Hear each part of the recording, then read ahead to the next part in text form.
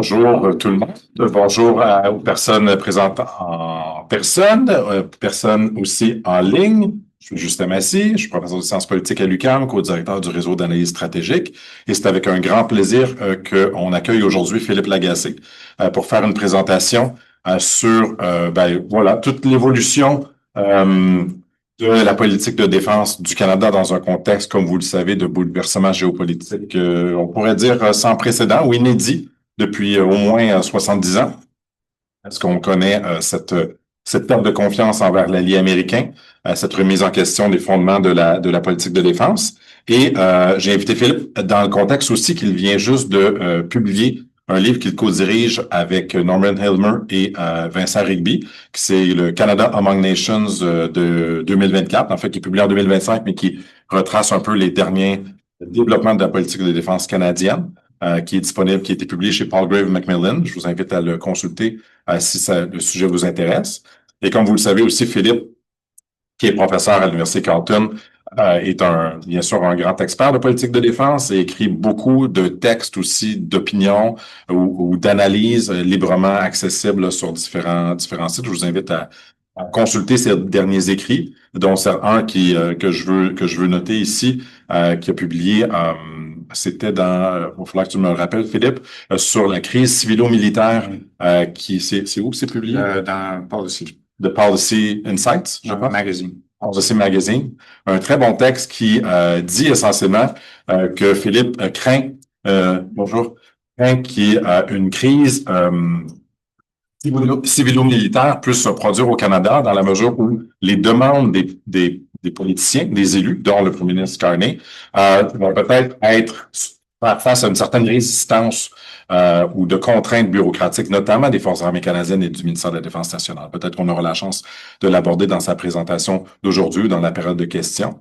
La façon qu'on va organiser ceci, c'est que Philippe va parler en vingtaine, 30 minutes maximum. Ensuite, je vais faire un bref commentaire de retour sur les éléments qu'il va mettre de l'avant aujourd'hui dans la conférence. Et ensuite de ça, on va pouvoir ouvrir une période de questions aux personnes ici présentes et en ligne en utilisant la fonction questions-réponses du chat du webinaire auquel vous avez accès. Donc, sans plus tarder, Philippe, merci beaucoup d'avoir accepté mon invitation et je te cède la parole.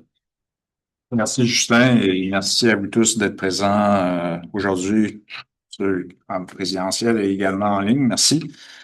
Donc, aujourd'hui, mon intervention portera sur l'avenir stratégique du Canada. Plus précisément, de la question que je veux poser est que doit faire le Canada pour se préparer à affronter les réalités d'un nouvel environnement stratégique. Mon argument est que le Canada doit revenir à un concept qui était autrefois au cœur de la littérature sur la politique de défense canadienne et qui a été largement mal compris lorsqu'il a été appliqué pour la première fois. Ce concept est celui qu'on appelle la défense contre l'aide, Defense Against Help en anglais. Lorsque nous avons parlé de la défense contre l'aide dans le passé, nous avons eu tendance à supposer que le Canada suivait déjà cette stratégie dans ses relations avec les États-Unis. Toutefois, comme je l'ai alimenté dans un article en 2010, ce n'est pas le cas. Le Canada ne suivait pas la défense contre l'aide telle que conçue par Niels Orvik, qui a inventé ce concept, ce terme. Au contraire, le Canada a adopté une stratégie largement coopérative avec les États-Unis. En fait, depuis les années 90, les relations de défense entre le Canada et les États-Unis a été largement définies par une intégration étroite. Mon argument sera que nous devons revoir l'idée originale d'Orvik pour nous guider dans les décennies à venir. Donc, je commencerai par rappeler comment le Canada s'est retrouvé dans la situation difficile dans laquelle il se trouve aujourd'hui en matière de défense. Ensuite, je présenterai les défis auxquels le Canada est confronté actuellement. Et enfin, je proposerai que le Canada adopte une stratégie de défense contre l'aide. Donc, pour commencer, pour comprendre la situation actuelle du Canada en matière de défense, il faut remonter assez loin dans le temps. il est important de reconnaître que les dépenses de défense du Canada au lendemain de la Seconde Guerre mondiale n'ont connu une véritable ascension que de 1950 à 1957. Donc, vraiment, on parle d'une période très courte où on a eu des augmentations significatives en matière de défense. Par la suite, en proportion du PIB, les dépenses militaires ont entamé un déclin progressif. Cela, comme vous le savez bien, a coïncidé avec l'introduction de programmes sociaux et reflétait la discussion mutuelle assurée entre les États-Unis et l'Union soviétique qu'on a retrouvée dans les années 60. Dans ce contexte, il n'était pas logique que le Canada consacre autant d'argent aux forces armées comme il l'a fait lors de la guerre en Corée. En fait, comme l'indique le livre blanc de la Défense publié en 1970 par le gouvernement de Pierre Trudeau, il n'y a pas de niveau évident de dépenses de défense pour le Canada. Le gouvernement de Pierre Trudeau a néanmoins lancé un renouvellement des forces armées en 1975, mais les effectifs militaires diminuaient. Le gouvernement Mulroney s'est engagé, lui, à combler le fossé entre les engagements et les capacités, le fameux Commitment Capability Gap, à la fin des années 80, et a promis une augmentation significative des dépenses de défense, mais cela n'a jamais été concrétisé. Au contraire, comme vous le savez bien, le gouvernement chrétien a entamé d'importantes coupures budgétaires dans les années 90. La défense a été réduite de 30% et le renouvellement des équipements majeurs a été indéfiniment retardé. Néanmoins, les forces armées ont été déployées dans presque toutes les opérations alliées à cette époque. Donc, cette combinaison d'un rythme opérationnel élevé et de faibles dépenses a conduit le Canada et, je dirais également, de nombreux alliés européens à optimiser leur planification et leurs dépenses de défense. Cette optimisation a consisté à s'appuyer de plus en plus sur les États-Unis pour financer la recherche et le développement de nouvelles capacités militaires, ce qui a permis au Canada d'en bénéficier pour un coût relativement faible. Donc, cela a permis aux forces d'interpérer avec leurs homologues américains et surtout de participer à des opérations aux côtés des États-Unis à un coût minime. On peut également citer plusieurs exemples ici. Alors, pensez au Kosovo, pensez à l'Afghanistan, pensez à la Libye. En outre, dans le cadre du NORAD, le Canada a coopéré avec les États-Unis pour défendre le continent, tout en retardant les investissements supplémentaires tels que de nouveaux chasseurs et des avions de ravitaillement. Donc, même encore aujourd'hui, nos avions du NORAD sont les mêmes chasseurs qu'on a achetés en 1980. Les États-Unis, eux, ont remplacé leur flotte il y a très longtemps. Donc, cette solution était également optimale, il faut noter, car le Canada pouvait maintenir une force polyvalente, dotée de capacités de combat dans les trois armées, tout en consacrant à la défense un peu plus que 1% de son PIB. Le Canada a réussi à tirer parti des investissements américains et de maintenir des dépenses en matière de défense à un niveau peu élevé. Outre, le Canada disposait d'un partenaire sur lequel il pouvait compter lors des déploiements militaires. Donc, ça, c'est un point important. Le Canada a pu participer à des opérations majeures de coalition parce que les États-Unis fournissaient un soutien logistique et technique essentiel. Et c'est même encore le cas aujourd'hui. Le Canada ne serait pas en mesure d'entreprendre une opération majeure sans les États-Unis, et c'est également le cas pour la grande majorité des États européens. Donc, lorsque les dépenses ont commencé à augmenter sous le gouvernement de Justin Trudeau en 2017, les forces armées canadiennes ont conservé cette approche. C'est devenu tellement ancré dans la pensée canadienne que c'est devenu la stratégie de défense, même quand on a commencé à augmenter les budgets. Donc, le gouvernement Trudeau a dépensé beaucoup plus pour la défense et a lancé une récapitalisation beaucoup plus tardive, mais il l'a fait en grande partie grâce à l'acquisition des capacités américaines. Alors, c'est un peu drôle de penser, on parle souvent des deux Trudeau comme s'ils étaient antimilitaires, mais dans le fait, en réalité, c'est Pat Trudeau qui a commencé le renouvellement en 1975 et c'est son fils quasiment 40 ans, 50 ans plus tard qu'il a lancé le deuxième. Donc, Trudeau ne sont pas nécessairement anti-militaires, il faut le dire. Bien sûr, le Canada a acheté des avions européens pour effectuer des opérations de recherche et de sauvetage, et le gouvernement a récemment acquis un avion européen pour le ravitaillement en vol et de transport VIP.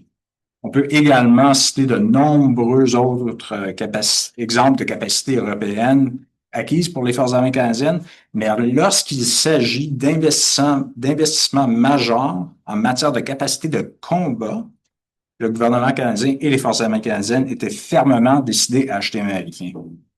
Pour citer quelques exemples, et on peut en donner d'autres, l'avion de surveillance pour les forces spéciales, en anglais Maser, le F-35, les avions de patrouille maritime, le P-8, le système de combat qu'on va trouver sur les navires de guerre, les capacités de surveillance dans les satellites, même nos radios, quelque chose qui est quand même essentiel, là, les radios qu'on retrouve dans la plupart, d'accord, des camions, des avions, des navires, ce sont des radios américaines qui dépendent entièrement de données et de renseignements et de technologies américaines. Alors, je veux justement mettre l'accent là-dessus parce qu'on parle souvent de ces temps-ci de le danger du F-35. C'est pas seulement le F-35 là, qui est vulnérable. Si les États-Unis voulaient vraiment nous couper nos capacités militaires, ils peuvent tout simplement nous donner accès aux radios. C'est jusqu'à ce niveau-là. Donc, je dirais même que le F-35, c'est la plateforme la moins vulnérable. On va en discuter par après. Donc, encore une fois, il s'agissait d'un choix optimal à l'époque, en 2017. Alors que la récapitalisation a commencé en 2017, devrait impliquer plus de 200 milliards de dollars de nouvelles capacités dans les décennies à venir. La réalité était que les dépenses de défense pour le Canada devaient toujours être inférieures aux 2 fixés par l'OTAN. Alors, oui, on dépensait beaucoup. Oui, on va en dépenser beaucoup, mais c'est que tu encore en bas du 2 et donc c'est encore optimal, ou ça l'était, il faut le dire, de se doter de capacités américaines. On ne développe pas nous-mêmes les technologies. On n'a pas le niveau d'investissement nécessaire pour développer nos propres technologies. Donc, c'était la situation lors de l'inauguration du président Trump. Quoi qu'on pense de la rhétorique du président, ça fait partie d'une stratégie, soit ça fait partie d'une stratégie vaste visant une forteresse de l'Amérique du Nord, ou si on prend M. Trump plus à son mot, il veut réellement qu'il n'aurait aucun intérêt dans ce que le Canada a à offrir aux États-Unis, et il considère que la défense du Canada est une perte pour les États-Unis. Il reste que son administration a complètement bouleversé les fondements de la politique de défense et de la planification en matière militaire du Canada. Plus inquiétant est la possibilité que Trump ou l'un de ses successeurs conclut que le Canada est très important pour la sécurité américaine et qu'il doit donc défendre le Canada sur des conditions américaines. Donc, le pire des cas, c'est si l'administration Trump applique la même logique au Canada qu'elle applique présentement à la Groenland. Vous êtes essentiel et on va vous défendre. Ça serait la pire des choses. C'est peu probable, mais il faut également reconnaître que c'est une administration, je ne pense pas que je vais rentrer dans les détails, mais on peut donner un exemple, une administration qui s'est tournée vers Poutine, une administration qui a complètement défait sa communauté de renseignement, et une administration qui est en train de faire fondre les fondements de la démocratie et de la Constitution des États-Unis. Les tribunaux sont ignorés, les procédures régulières sont refusées. Il semble que le Congrès est incapable de faire quoi que ce soit envers le président. Donc, même si on croit que c'est exceptionnel, que ce président va tout simplement quitter dans 3 ans, on n'aurait plus rien à s'inquiéter, il y a quelque chose qui va vraiment pas aux États-Unis. Et on doit maintenant commencer à penser, comme le dit le premier ministre, la relation de sécurité qui existait auparavant, elle n'existe plus. Il est temps de repenser notre approche. Donc, La communauté canadienne de défense et de sécurité estime que Trump n'est qu'un problème temporaire, d'accord? Pour les militaires, pour ceux qui travaillent dans les renseignements, toute leur réalité, toute leur façon de faire, leur, leur culture exige que le président soit tout simplement une exception et que tout va retourner à la norme quand M. Trump quitte. C'est compréhensible étant donné les liens qui existent avec leur homologue américain. Mais je dirais, le premier ministre et le cabinet n'ont pas le luxe de supposer que c'est le cas. Et nous non plus, je dirais. Nous devons plutôt prendre le président au mot. Ça serait irresponsable de ne pas reconnaître la possibilité que M. Trump est sérieux et franc avec nous, avec ses intentions.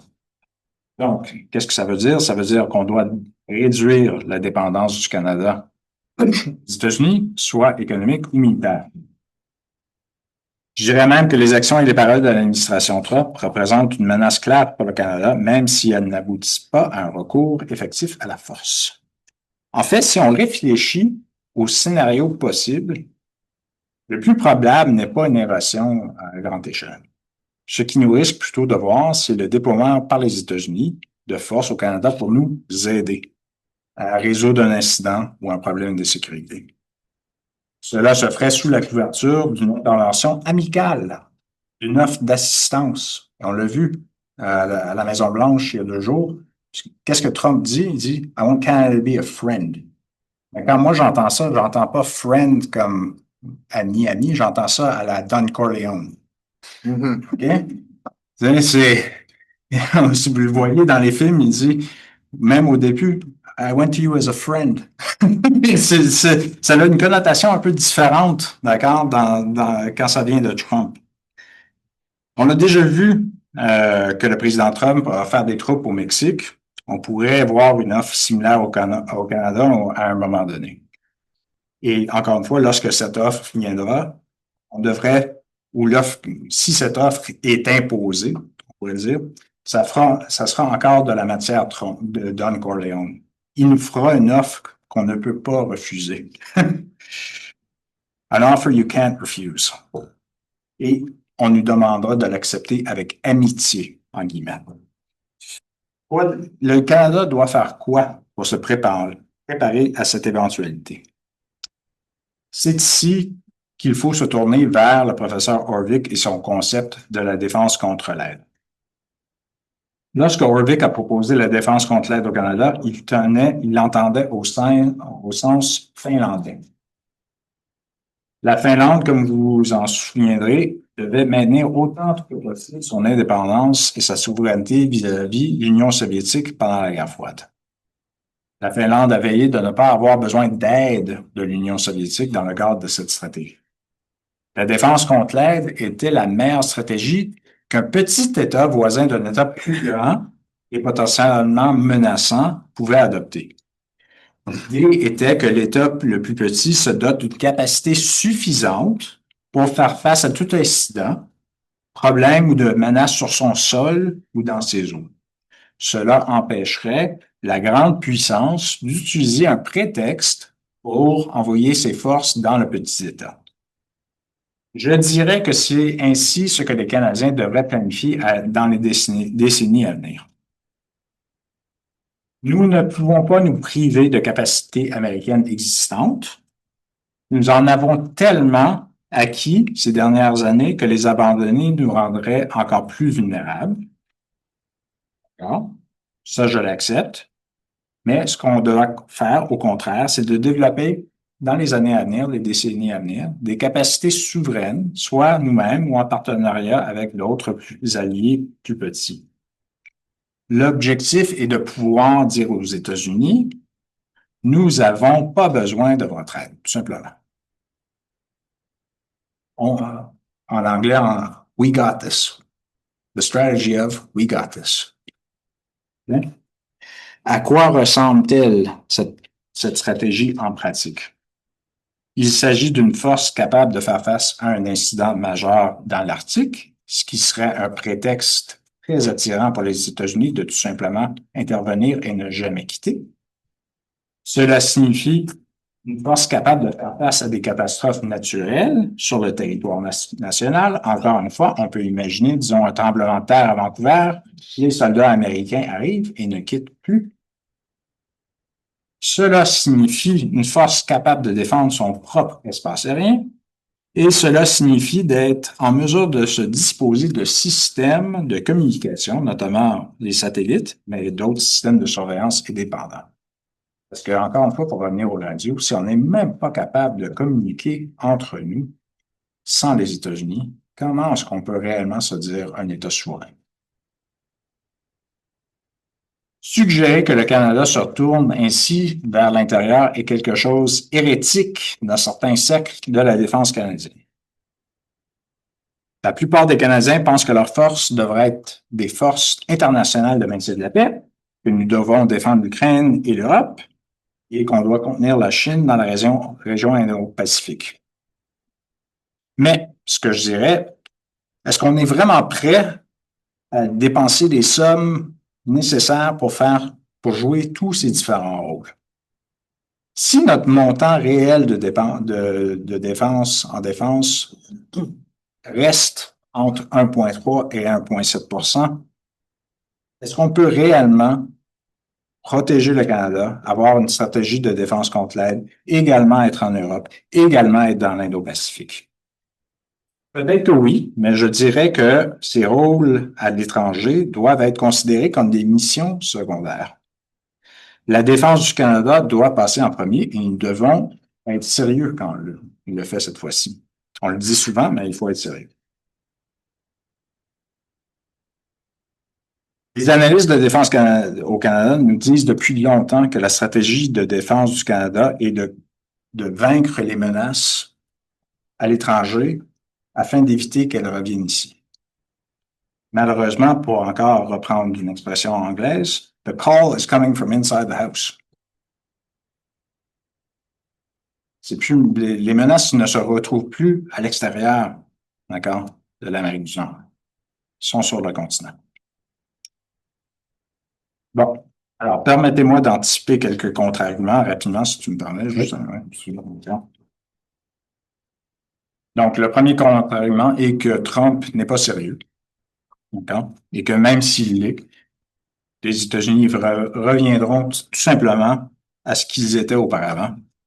Il s'agit juste d'attendre, d'être patient, et éventuellement, Trump va disparaître.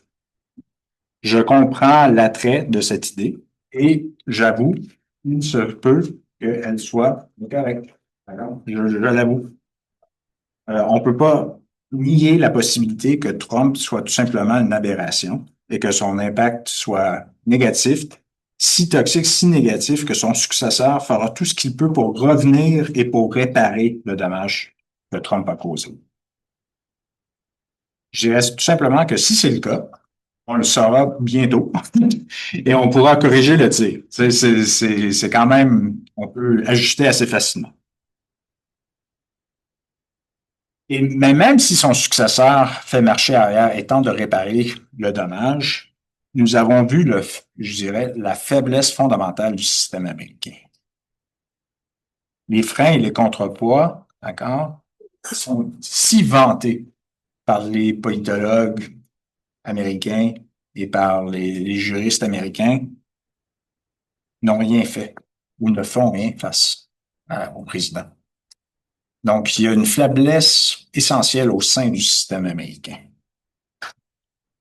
Et donc, face à cette réalité, la prudence exige d'investir dans notre propre défense.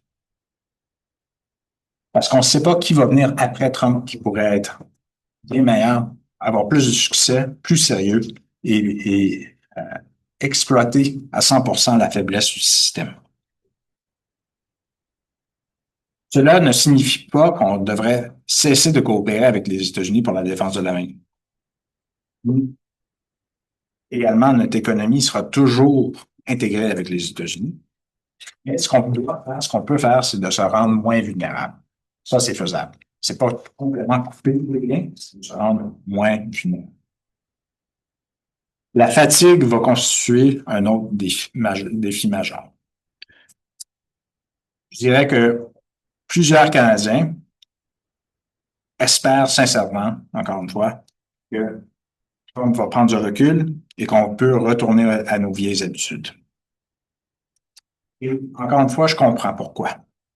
Les anciennes méthodes, notre ancienne façon de faire, elle était confortable. C'était facile. Et d'un point de vue canadien, c'était pas cher.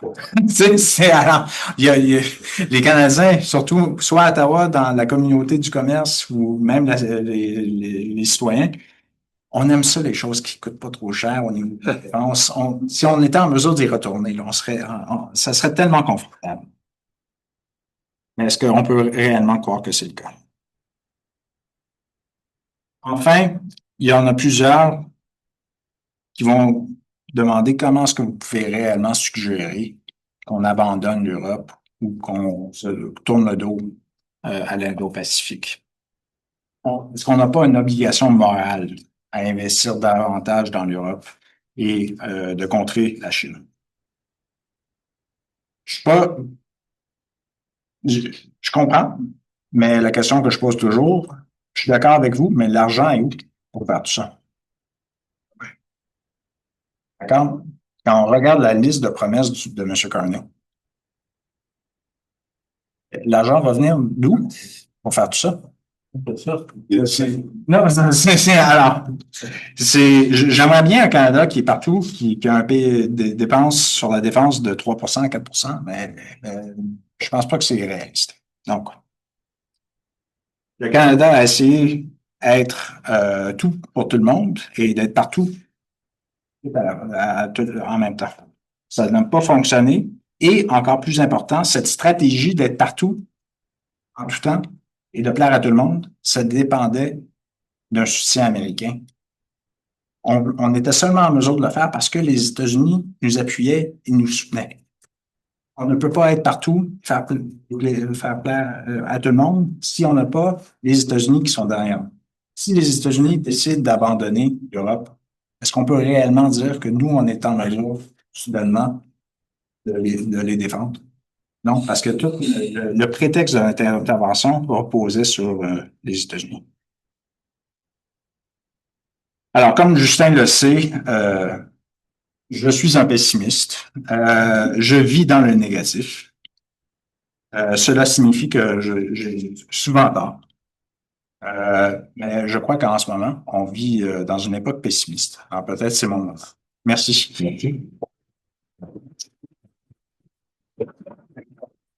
Merci beaucoup, Philippe, pour cette présentation hérétique, n'est-ce pas? C'est comme ça qu'on peut la qualifier. Cette idée de parler de... Moi, je prendrais le qualificatif d'autonomie stratégique canadienne. Peut sembler hérétique tant elle remet en question ce que je disais tout à l'heure, les fondements de la politique de défense canadienne avec le serment de Kingston de 1938, que vous savez, où le premier ministre, le président américain dit que les États-Unis vont défendre le Canada contre toute agression externe, et en échange de quoi, le premier ministre canadien, Mackenzie King, dit le Canada sera jamais une source d'insécurité pour les États-Unis. Donc, l'engagement de défense du Canada, c'est qu'on ne soit pas une source de vulnérabilité à la sécurité de l'Amérique du Nord. C'est donc une relation très asymétrique où on a un soutien, une garantie involontaire de protection des États-Unis, en échange de quoi le Canada doit adopter, disons, la définition de la menace américaine et s'inscrire dans la politique américaine, et donc va succéder toute l'intégration des forces armées canadiennes dans celle des États-Unis que tu as bien décrite, et que tu as aussi utilisé un terme ailleurs dans une autre publication de plug and play, où la structure de la force de la défense canadienne est une qui peut bien s'imbriquer dans les forces armées américaines pour jouer un rôle particulier au sein d'une brigade, d'une division américaine ou d'un escadron américain ou d'une comment on dit, au niveau maritime, d'une flotte maritime, où on peut envoyer des frégates qui s'intègrent bien dans un groupe tactique ou opérationnel américain. Et que dans le fond, ce que je suggère, c'est que puisque les fondements du serment de Kingston de 1938 sont tombés, c'est-à-dire la perte de confiance, ben, il faut retrouver ce qui existait quelques années auparavant ou au même moment, c'est-à-dire cette période où le Canada on fait la guerre en Europe sans les États-Unis. Parce que pendant 2 ans, le Canada, de 1939 à 1941, a fait la guerre sans le soutien des États-Unis, en Europe, contre l'Allemagne nazie, bien sûr. Et au sortir de la Deuxième Guerre mondiale, le Canada avait la 4e puissance militaire au monde. Pendant la guerre froide, surtout au début des années 50, pendant la guerre de Corée, le Canada dépensait 7% de son PIB dans la défense. 7%. Donc, c'est retrouver, peut-être pas à 7%, je sais que t'as pas dit ça, mais retrouver cet esprit-là qui a disparu et qui, même dans les fins des années 60, début 70, quand Pierre-Éliott Trudeau repensait la politique de défense du Canada et suggérait la réduction, sinon au départ, peut-être même le retrait total des forces canadiennes qui étaient déployées en Europe, évidemment, ça va être un retrait partiel, souhaitait mettre de l'avant cette autonomie stratégique-là, d'un côté, et l'autre chose dont on parle, dont on n'a pas parlé dans ta présentation, mais qui est dans l'esprit à Ottawa et partout, celle d'une diversification des partenaires commerciaux canadiens. C'était ça la troisième option de Pierre-Éliott Trudeau. Donc, c'est un retour à quelque chose qui a déjà existé, qui est peut-être hérétique, mais qui est quand même pas dénué de fondement historique dans l'histoire du Canada. Donc ça, je pense que c'est un point important. C'est ce que moi j'appellerais une contre-culture stratégique. C'est-à-dire, ça existe, il y a des penseurs comme ça, sont très marginaux, ils n'ont pas l'ascendant depuis des décennies, mais c'est pas complètement déconnecté de la réalité canadienne. C'est sûr que Harvick, je trouve intéressant l'idée d'utiliser le concept de défense contre l'aide de Harvick, qui effectivement avait le modèle finlandais en tête, mais ce que tu proposes n'est pas le modèle finlandais non plus. Parce que le modèle finlandais, c'est de résister à une agression de l'Union soviétique sur son territoire, aujourd'hui la Russie, avec l'idée d'une défense totale. Conscription, tout le monde, on est capable de manier les armes, une capacité de déployer 900 000 soldats finlandais aujourd'hui pour faire face à une agression russe, et une capacité, oui, ensuite autonome en termes de capacité militaire, mais plus que ça, c'est toute la société qui doit faire la guerre. C'est pas la suggestion. Le modèle finlandais n'est pas tout à fait le plus approprié pour le Canada. Ce serait intéressant de voir quels sont ces modèles-là, parce que c'est difficile de trouver un comparatif d'un État comme le Canada, une grande puissance mondiale militaire au monde, qui doit avoir une politique de défense, non pas pour résister aux États-Unis, parce que c'est pas ça non plus ce que tu suggères, c'est pas de dire on faut une capacité de dissuader une agression américaine contre le territoire américain ou de se prémunir contre une invasion du territoire canadien par les États-Unis. Parce que là, ça serait un modèle finlandais où tout le monde devrait avoir une conscription, un service militaire, être capable de faire une guerre de guérilla pour s'attaquer à l'occupation américaine des grandes villes canadiennes. C'est ça dont il serait question. C'est pas le modèle. C'est une autonomie stratégique. Je pense qu'il est le concept intéressant que le Canada pourrait s'inspirer peut-être de pays qui ont au cœur de leur culture stratégique, de leur posture de défense, cette idée d'autonomie stratégique-là. Bien sûr, on peut penser à la France comme modèle, mais la France, dans son conception de l'autonomie stratégique, ce sera ma première question, au cœur de sa politique d'autonomie stratégique, c'est quoi? C'est bien sûr la dissuasion nucléaire. C'était l'idée, le fondement de la pensée de Charles de Gaulle. Et il y a des gens dont mon ami et collègue Jonathan Paquin, qui publiait, c'est hier ou avant-hier dans la presse, qui suggérait l'idée qu'il faut peut-être penser au Canada de doter le pays d'armes nucléaires. Est-ce que c'est quelque chose que ma première question sera, je vais en poser une deuxième, serait, qu'est-ce que tu penses de cette idée, dans le concept d'autonomie stratégique, de développer des capacités nucléaires canadiennes? Est-ce que ça fonctionne? La deuxième question que j'aurais, puis ensuite je vais te laisser répondre, puis ensuite on va ouvrir au reste de la salle, c'est dans les menaces qu'on a des États-Unis, je suis d'accord que la menace d'invasion n'est pas la priorité, la menace d'être abandonné face à un agresseur externe en est une, et la menace de coercition, moi j'appellerais ça comme ça, c'est-à-dire de nous aider sans notre consentement, c'est la coercition sur le territoire, est tout à fait plausible. Mais une autre, je pense qu'il faut ajouter, c'est que si on adoptait un modèle d'autonomie stratégique, c'est-à-dire de développer des capacités souveraines et de commencer soit à acheter de l'équipement militaire au Canada, en Europe ou en Corée du Sud, par exemple, pour ne nommer que ces exemples-là, il y aurait certainement des représailles américaines. C'est-à-dire que je ne crois pas que Donald Trump accepterait qu'on augmente de 78% des dépenses militaires du Canada en 2025 et 2029, ce qui est le plan proposé par Mark Carney.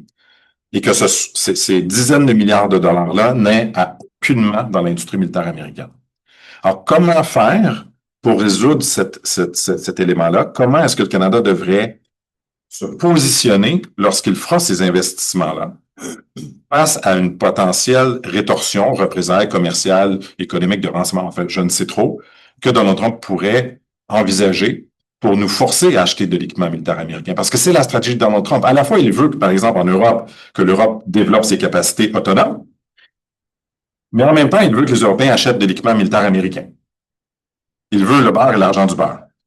Alors, comment le Canada doit-il gérer cette relation-là? Merci. Merci. Je vais commencer avec la deuxième. Ben, je pense que c'est un peu le défi de l'administration Trump en général. Ils ont de la difficulté à comprendre que les autres États sont souverains, sont autonomes et sont déjà agents en eux-mêmes. Ils ont de la difficulté à comprendre que les autres États peuvent également prendre leurs propres décisions et réagir face aux États-Unis. On le voit avec la Chine, ils sont complètement surpris que la Chine réplique. Ils sont choqués que les Européens répliquent, sont incapables de comprendre que ils ont tellement une vision américaine du monde que le président le dit clairement, tout le monde veut avoir accès à nos tout le monde veut vendre chez nous et il est incapable de concevoir que les gens peuvent prendre leurs propres décisions. Donc, je l'ai vu, on l'a tous vu dans la Maison-Blanche. Quand le président dit, on n'a pas besoin de l'acier canadien, on n'a pas besoin de l'aluminium, on n'a pas besoin de quoi que ce soit. Et là, et en même temps, il est en train de nous dire, ah oui, tu sais, notre équipement militaire, c'est le meilleur au monde, tout le reste. OK, mais tu sais, c'est pas une stratégie. Ça serait, on peut négocier, oui, mais même là, je crois que, encore une fois, c'est difficile de comprendre. Même ceux dans la communauté de défense ici au Canada qui nous disent, oui, oui, la façon de gérer Trump, c'est de lui dire, écoutez, on va dépenser encore davantage sur l'équipement américain. Comme, il y en a plusieurs qui pensent sincèrement que c'est comme ça qu'on va s'en sortir. Donc, on va investir de plus en plus dans les capacités américaines. Trump va aimer ça, et là, les tarifs douaniers vont descendre, vont disparaître. D'accord? Mais la population canadienne n'est pas prête à faire ça. Tu sais, Trump a créé un environnement tellement toxique en ce moment dans les relations que les gens dans la communauté de renseignement et de défense ici au Canada ne semblent pas comprendre que ça serait impossible de faire ça présentement au Canada.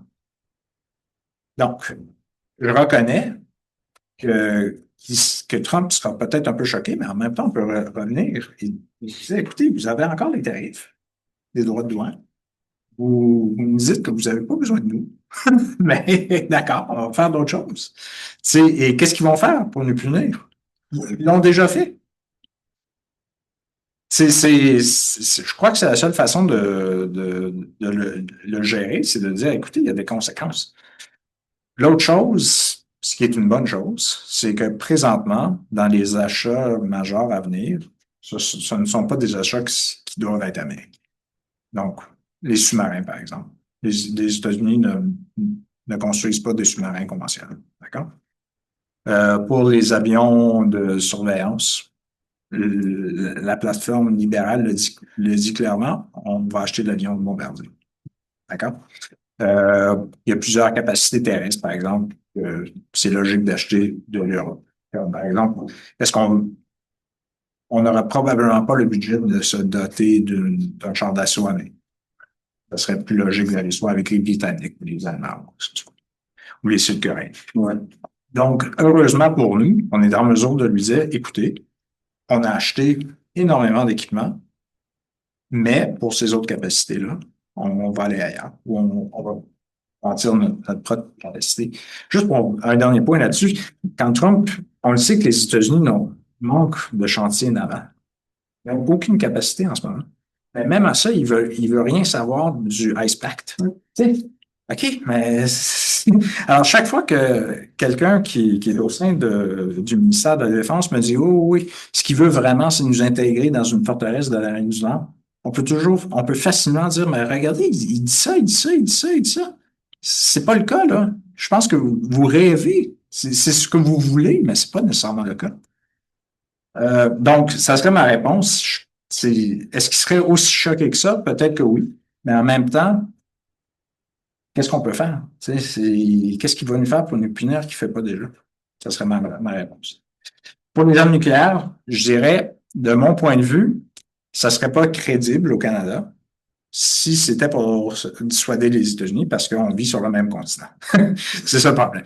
Même avec si les vents allaient dans une certaine direction ou quoi que ce soit, on serait aussi affecté. Et pour le coût et le niveau d'ingénierie et d'expertise nécessaire pour développer une arme nucléaire, je dirais que le meilleur choix, ce serait de se doter de sous-marins nucléaires. Propulsion nucléaire. Ça serait le meilleur choix. Pour toute la connaissance qui est nécessaire de développer pour avoir une industrie ou une connaissance nucléaire à l'échelle militaire, pourquoi ne pas se doter de sous-marins qui seraient en mesure de fonctionner en dessous de la glace à long terme? Et on le voit, là, s'il y a un moment pour le faire, c'est maintenant. Parce que si on est pour coopérer avec la France, ce serait le seul allié vraiment qui serait en mesure de nous vendre. Ça serait maintenant. Mais même ça, je reconnais que faut pas non plus diminuer les défis qui sont associés à ça. Si on voit l'expérience australienne en ce moment, c'est tellement complexe. Ça demande un investissement énorme. Est-ce qu'on a l'expertise au Canada pour le faire? Est-ce que on estime 300 milliards? Oui, et non seulement au montant de l'argent, mais on a déjà de la difficulté avec la main-d'œuvre pour les navires conventionnels. D'où est-ce qu'on va les trouver, ces gens-là? Comment les convaincre de venir au Canada? C'est un investissement, pas seulement au niveau fiscal, là, mais c'est un investissement sociétal. Faut que les universités soient impliquées. Il faut que la société civile accepte. Faut bâtir vraiment toute une infrastructure sécurisée pour cette technologie. C'est tellement complexe que je ne sais pas si on est en mesure de le faire avec toutes les autres choses qu'on est en train de faire en même temps. Donc, je reconnais, dans le meilleur des mondes, on l'aurait fait en 1997. 87. Oui, 97. 87. Non, je suis 87. Sur le Mulroney. Ça aurait été le moment pour le faire. Mais malheureusement, voilà. Parfait. Ouais. Merci beaucoup. On va maintenant ouvrir la période de questions avec une en personne. Ensuite, je vais prendre en ligne et je vais alterner au fur et à mesure s'il y en a d'autres en ligne. N'oubliez pas de les écrire avec la fonction de questions-réponses du Zoom. D'abord, première question de Stéphane.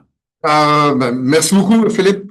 Du moins, est-ce que la captation se fait bien pour les gens qui sont en ligne aussi quand on pose des questions orales comme ça? On entend bien? Oui, parce que les micros sont au plafond. Merci beaucoup, Philippe. Très, très intéressant comme la présentation. Beaucoup d'idées que j'aime bien. Quelques commentaires. D'abord, le premier, Justin l'a déjà avancé. Donc, je vais le redire. L'idée que c'est le principe du serment de Kingston, autant sinon plus que la défense contre l'aide. La différence est notable.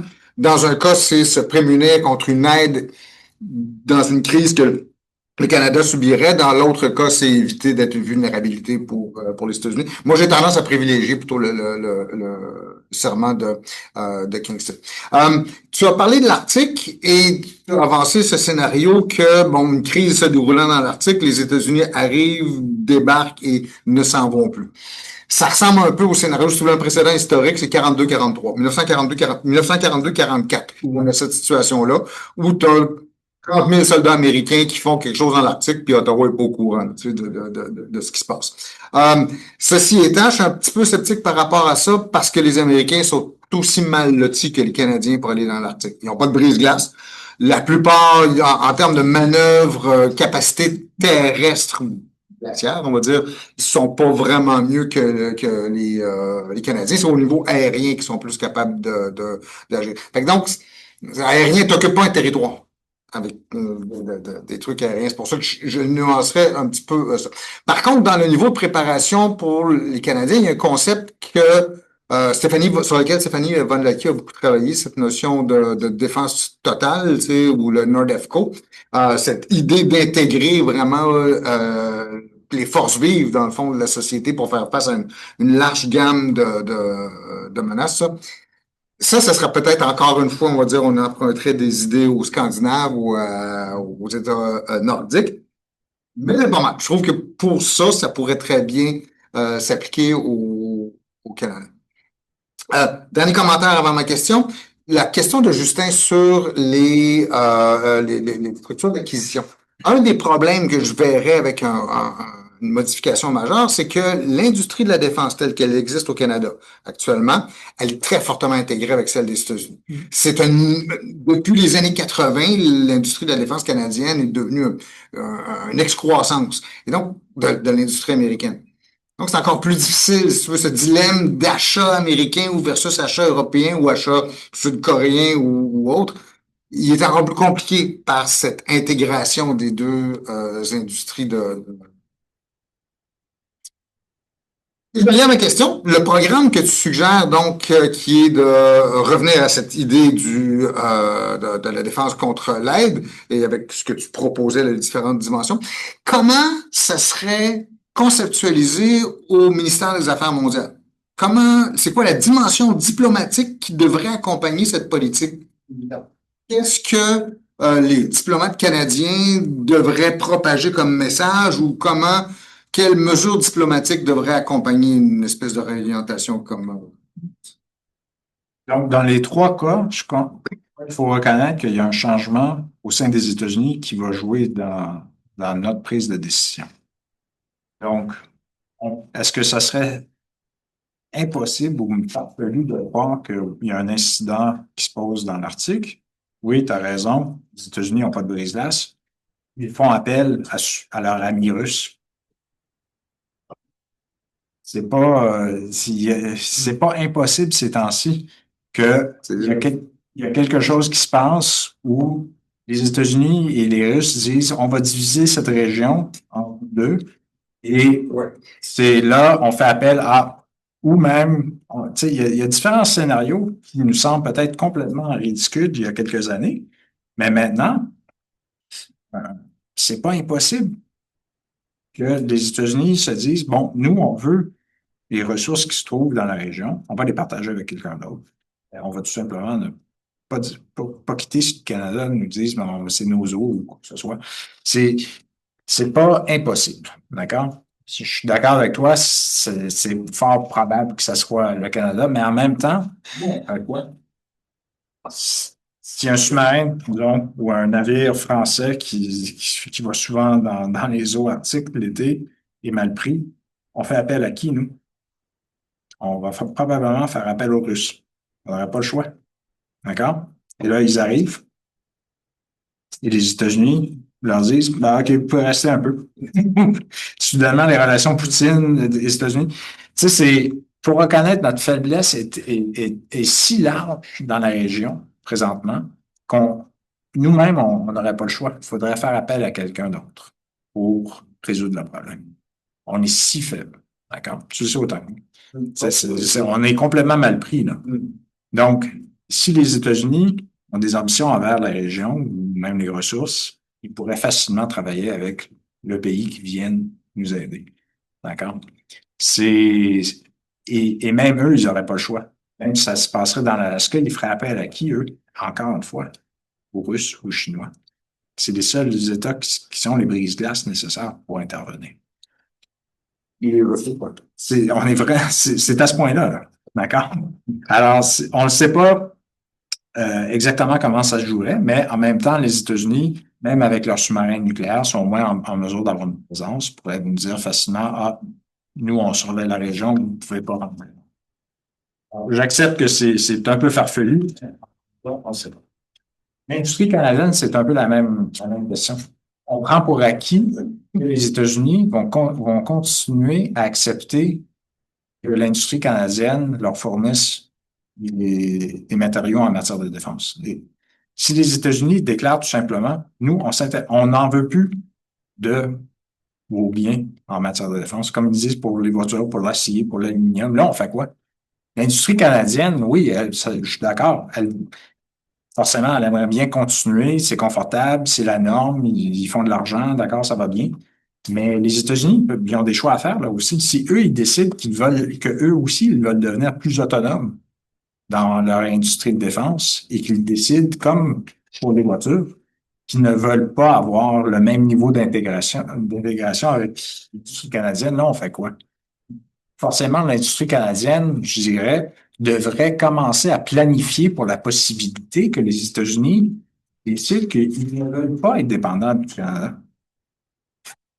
Alors, déjà là, il faut commencer à créer des incitatifs pour l'industrie canadienne de leur dire, oui, en ce moment, vous avez accès au marché américain. En ce moment, on a encore l'accord avec les États-Unis. Mais si les États-Unis décident qu'ils ne veulent plus être dépendants de l'industrie canadienne, c'est quoi votre plan? On devrait créer des incitatifs déjà au Canada, et M. Carney l'a dit avec son boréalisme et tout le reste, de tenter de créer des incitatifs pour que les entreprises canadiennes travaillent davantage avec les Européens ou avec le gouvernement du Canada. On peut pas les empêcher. Ça va être la norme pour longtemps, mais en même temps, il faudrait leur dire à l'industrie qu'il y a cette possibilité. Est-ce que juste, on a un autre problème? Le pape est américain. Ah, voilà. Au moins, c'est pas Trump. Bonne nouvelle. OK, juste le dernier, la dimension diplomatique. Je crois que au niveau diplomatique, ça serait pas difficile de dire, écoutez, là, on va devenir une nation qui est plus axée sur l'Arctique et notre propre région. Parce qu'encore une fois, c'est le même problème qu'on a chez Affaires mondiales. On essaie d'être partout, on essaie de tout faire, mais on fait rien. On a développé tellement une mauvaise réputation au niveau diplomatique parce qu'on parle, on fait rien. On dépense pas, aucune priorité, on est incapable d'avoir une présence. Alors, encore même au niveau des affaires mondiales, de la diplomatie canadienne, il faut absolument commencer à avoir des priorités. Donc, ça serait quoi notre priorité? C'est notre région. Comme les Australiens, pourquoi ils sont si forts? Les Néo-Zélandais, pourquoi ils sont si forts dans la région? Parce qu'ils sont entièrement focusés sur leur région. Ils savent que, bon, dans notre région, on est le pays avec qui on fait affaire. Donc, pour le Canada, on devrait être le membre de l'OTAN qui est vraiment l'expert et celui qui s'occupe de l'Arctique. Même les États-Unis, avant Trump, voulaient qu'on joue ce rôle-là. C'est pareillement pour les Antilles. Pourquoi est-ce qu'on n'a pas priorisé vraiment cette région-là? On devrait le faire parce qu'on ne dépense pas assez dans la diplomatie pour avoir un impact ailleurs. Les Antilles, t'as dit, c'est ça? Oui. OK, d'accord. Parce que sinon, c'est où notre expertise, c'est où notre connaissance, c'est où nos capacités. Puis encore une fois, on pense qu'on est encore le Canada des années 60 où tout le monde veut notre opinion. Il n'y a personne qui veut notre opinion. Je peux compter une histoire, mais j'attends pour ça. Non, mais 2 fois non élu au Conseil de sécurité des Nations unies, c'est assez clair ce que le monde pense de la diplomatie canadienne, où les Irlandais et les Norvégiens nous ont devancés avec des PIB beaucoup plus petits, des investissements beaucoup plus faibles en absolu. Donc, ça dit long. Mais ce que je trouve qui est particulièrement là-dessus intéressant, c'est qu'on a eu cette idée que le Canada était une puissance régionale sans région. Ce qui est complètement infondé dans la mesure où, comme si l'Arctique ou le Nord canadien et l'Arctique en général n'étaient pas une région du monde.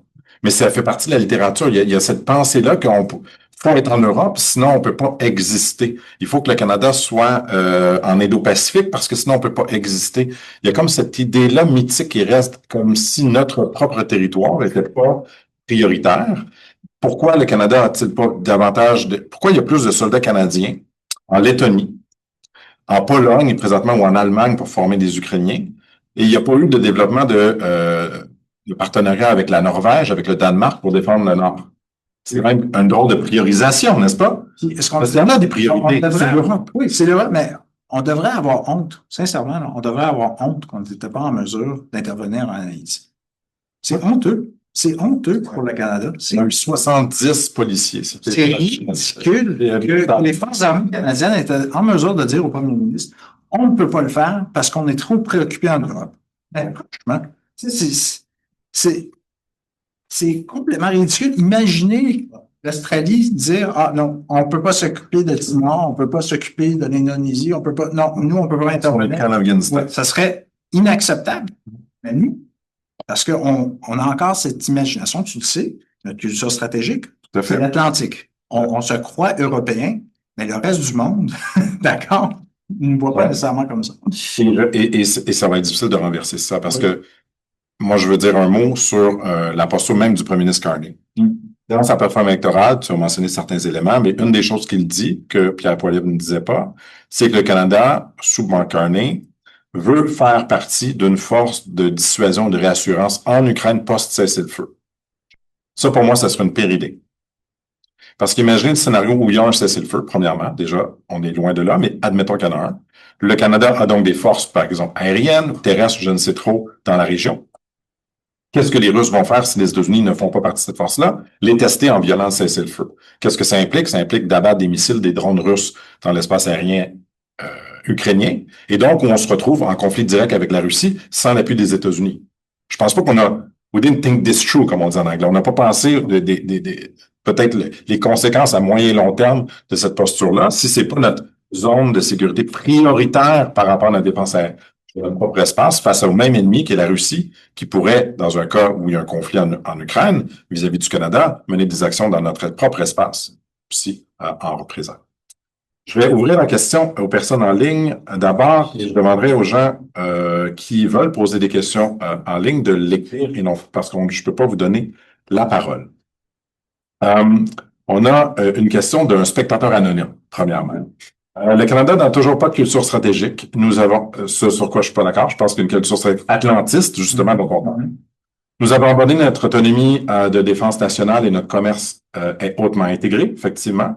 Bref, nous sommes déjà des Nord-Américains et les Canadiens n'accepteront pas les coûts de l'autonomie stratégique. Nous avons baissé les bras et l'enjeu n'est pas Trump, mais nous-mêmes et notre absence de vision stratégique. Sommes-nous prêts, par exemple, à acquérir des sous-marins nucléaires qui sont non américains? Je pense que tu as quand même en partie répondu. Je suis d'accord. D'après moi, si on fait rien, si on continue, on devient tout simplement, essentiellement, un sous-État de l'Empire américain, ce qu'on a toujours voulu depuis 50 ans. C'est notre avenir dans ce cas-là, c'est tout simplement d'accepter que oui, effectivement, on est tout simplement un État qui fait partie de l'Empire américain sur le continent et que c'est notre avenir parce qu'on n'est pas prêt à dépenser, on n'est pas prêt à prendre de l'avant. Et encore une fois, pour la grande majorité des Canadiens, ça ne changerait pas grand-chose dans leur vie. Ils seraient confortables. En particulier en Alberta. Non, en général, on serait prêt à l'accepter. Alors, et je peux pas m'argumenter non plus avec les gens qui disent que, comme l'ancien premier ministre Harper l'a dit, ça va nous coûter cher, là, de faire tout ça. Mais, et peut-être que Yves-François Blanchet avait raison que l'Alberta n'a aucune culture pour devenir souveraine et que c'est seuls les Québécois qui ont assez d'une culture pour avoir une idée de soi. Ça se peut que c'est vrai. Peut-être que le Canada anglais n'a pas la volonté vraiment de défendre sa souveraineté, sa culture et qu'ils acceptent tout simplement de devenir sujet de l'État américain. J'accepte pleinement que ça se peut, c'est même fort probable, si on n'est pas en mesure de vraiment s'assumer. Absolument. Merci. Oui, merci pour l'excellente présentation. Ma question était tout à fait simple. C'est qu'en fait, peut-être qu'on ne prend pas le problème de la vraie façon. En réalité, dans la mentalité protectionniste actuelle du gouvernement américain, on envisage, en cas de conflit mondial, l'absolue nécessité, et ce que peu de grandes puissances peuvent se permettre aujourd'hui, d'une chaîne d'approvisionnement complète et parfaite. Les États-Unis, avec la globalisation, ont abandonné progressivement la fabrication de composants clés. Donc, on dépend toujours d'autres pays, dont la Chine, pour produire à bon marché. Sauf que si l'adversaire était la Chine, pas nécessairement le cas, mais si ça l'était, il serait en difficulté. Donc, nous, comme tel, le Canada, eh bien, je pense qu'il faut reconnaître que, bien sûr, on ne va pas dicter l'approvisionnement, mais on est là pour coopérer. Dites notamment les brise-glaces. En fait, il y a beaucoup de manières de coopérer, comme on l'a fait durant la Deuxième Guerre. On fabriquait des sous-marins de concert avec les Américains. Donc, au niveau de la chaîne d'approvisionnement, je pense qu'il faut réaffirmer que nous faisons en réalité partie, de façon accessoire, de la chaîne d'approvisionnement américaine. On n'est pas des adversaires. D'autre part, j'ai vu l'article de Fabrice Blaise Savoie, qui est extrêmement intéressant sur le site du RAS, la solution à double usage pour un double problème, l'innovation et les dépenses de défense. Et ça résumait tout. À savoir, faut aller avec nos points forts. Si nos points forts, c'est les matières grises, les universités comme ici, les gens qui sont des spécialistes mondiaux à Milan en intelligence artificielle, pourquoi pas développer ces solutions-là? Donc, même récemment, le recteur de l'Université du Québec disait quand on investit 1 dollar dans la recherche-développement dans la matière grise ici, ça va rapporter 10 dollars, ça va rapporter 100 dollars. Donc, il faut penser à nous. Nous, on fera pas de profit à vendre, à fabriquer des armes, on les donne. Les Américains, ils font du profit avec l'industrie.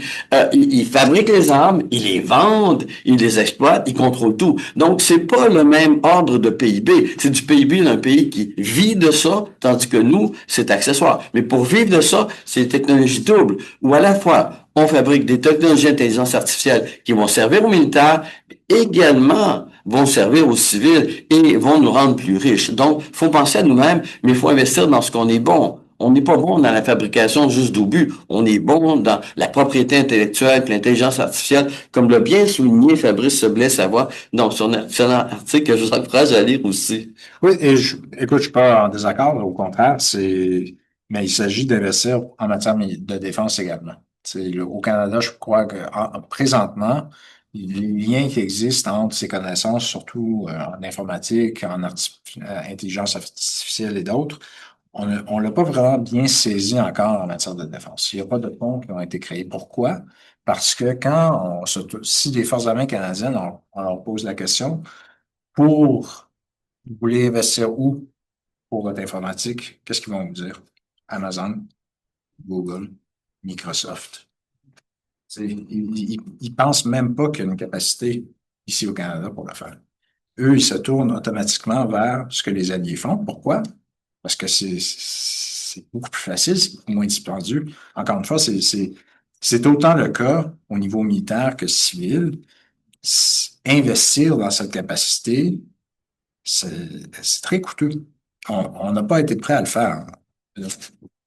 Donc, je suis entièrement d'accord. On devrait, juste pour donner un exemple, dans les années à venir, les forces canadiennes et la défense va devoir faire une transition vers un modèle digital. D'accord? On n'est pas là encore. Ça veut dire des serveurs cloud, le reste. Mais eux, les forces canadiennes, la communauté de renseignement ici au Canada, songent encore que la seule réponse, la seule solution, c'est d'aller avec Amazon ou Microsoft parce que la Grande-Bretagne l'a fait, l'Australie l'a fait. Donc, nous, c'est logique, on va tout simplement accepter les serveurs américains, on va vivre avec. Mais imaginez, parce que ici au Canada, on n'est pas en mesure de développer notre propre capacité dans le cloud classifié. Encore une fois, c'est un peu ridicule de se dire ça, mais une mentalité au gouvernement, ils sont complètement divorcés vraiment de ce qui se passe dans le secteur civil. Et pour en revenir aux universités, j'aimerais bien, d'accord, que les gouvernements, soit fédéral ou provincial, soient plus reconnaissants de ce que les universités offrent à la société. Ce que je vois au Canada, c'est exactement le contraire présent. Tout le monde abandonne les universités. C'est triste, mais on vit présentement dans une époque où la recherche, les universités, c'est conçu comme un fardeau. C'est pas conçu comme un atout. C'est vraiment triste, mais on va pas s'en sortir si on n'est pas en mesure de changer notre mentalité envers la recherche. Alors, On a une question de Jonathan Paquin. Je vais tenter de lui permettre de parler si ça fonctionne pour poser la prochaine question. Jonathan, si tu nous entends, tu peux y aller de ta question. Est-ce que vous m'entendez? Oui, on t'entend bien. Bonjour Philippe. Oh. Merci pour l'excellente présentation. J'ai trouvé que c'était très, très clair, très utile.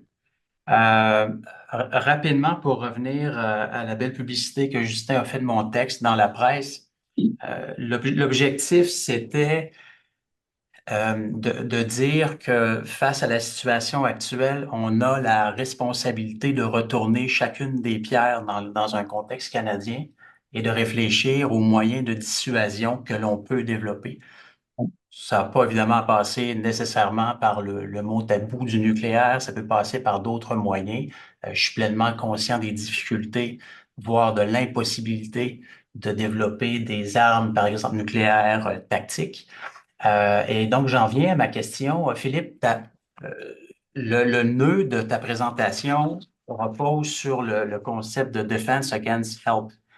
Donc, l'idée, si je résume, c'est de dire que si on a les moyens nécessaires, ben, Trump ou un successeur aurait de la difficulté à justifier une intervention soi-disant amicale sur notre territoire parce qu'on serait en mesure donc d'opérer de manière autonome ou du moins d'avoir les moyens pour, euh, pour régler un problème ou une crise. Très bien. Mais le contexte nous force, il me semble, à aller plus loin, à penser encore un peu plus loin. Tu parlais de négativisme tout à l'heure. Soyons encore plus négatifs. Si Trump ou un autre devait éventuellement recourir à des moyens d'intervention sous le seuil du conflit, dans le but de nous diviser davantage, dans le but d'affaiblir nos institutions, ou voir qu'il décidait d'aller vers un ultimatum du genre, nous allons former nous allons faire le tango ensemble ou sinon il y aura des conséquences sérieuses pour vous. La question, c'est quels sont nos moyens de dissuasion? Est-ce qu'on en a? Est-ce qu'on est capable d'en développer? Des moyens de dissuasion qui nous permettraient non pas de gagner une guerre contre les États-Unis, là. Bien entendu, on s'entend que la symétrie est considérable, mais des moyens de dissuasion qui nous permettraient d'amener Trump ou un autre à revoir le calcul stratégique pour en venir à la conclusion que ce serait peut-être pas une bonne idée finalement d'essayer de danser plus que ça avec les Canadiens. Donc, je serais curieux de t'entendre là-dessus. Est-ce que tu as réfléchi aux moyens de dissuasion ou si tu en viens à la conclusion que d'une manière ou d'une autre, là, si les choses devaient vraiment empirer, ben, ça sera game over, puis par la force des choses, on deviendra une partie des États-Unis ou un protectorat américain. Donc, je ne sais pas trop. Je serais vraiment curieux d'entendre ta réflexion là-dessus. Merci, Jonathan. Vous vous souvenez peut-être que il y a quelques mois, je crois que c'est même avant la campagne électorale, le premier ministre de l'Ontario, Doug Ford, parlait de couper l'électricité aux États-Unis. Et finalement, lui et Howard Lutnick se sont entendus, puis il a pris un recul là-dessus, puis finalement, ça s'est pas donné. Mais l'une des raisons pour laquelle il a été obligé de faire ça, c'est que Ford ne le savait pas vraiment, parce que disons que c'est pas exactement un télo. Les États-Unis peuvent également couper l'électricité à plusieurs provinces canadiennes, parce qu'on n'a pas un réseau est-ouest d'énergie. C'est tellement intégré nord-sud qu'on n'a pas une façon vraiment de punir les États-Unis avec l'énergie parce que ça nous revient. Donc, il faut également, les États-Unis probablement sont toujours dépendants de nous pour des ressources et pour l'électricité. Est-ce qu'on peut bâtir un système qui nous assure une capacité nationale pour utiliser nos ressources telles que l'électricité et d'autres comme une arme dissuasive? Alors, ça serait peut-être dans le genre. Et on peut regarder d'autres éléments où on le voit là avec la Saskatchewan puis le potache et tout. Je crois que ça serait surtout économique, Jonathan. Je ne sais pas quoi d'autre qu'on peut faire qui nous permettrait de créer un effet dissuasif. J'essaie de penser au niveau, à part l'économie, à part les ressources, il y en a peut-être d'autres. Mais je crois que en fait, ce qu'on devrait faire, c'est de s'assurer que les États-Unis restent dépendants de nous pour certaines choses et que nous, on devient moins vulnérables à eux, ou du moins qu'on est plus autonome. Comme ça, nous, on est en mesure, un peu comme le fait la Chine en ce moment, on le voit. La Chine est prête à accepter énormément de dommages envers elle-même pour punir les États-Unis. On devrait regarder d'autres choses. Alors, la rumeur veut, par exemple, c'est Carney qui a encouragé le Japon et d'autres pays de punir les États-Unis de façon économique après les tarifs douaniers. Donc, il y a plusieurs autres mécanismes qu'on peut utiliser. La meilleure chose que nous, on a en tant que Canadiens envers les États-Unis, c'est que les États-Unis savent très peu à propos de nous. Nous, on connaît très bien les États-Unis. On connaît très, très bien les États-Unis. On a une connaissance de leur société qu'ils n'ont pas de nous. Donc, c'est un peu, et on le voit présentement, on peut toujours utiliser l'ignorance des Américains contre eux.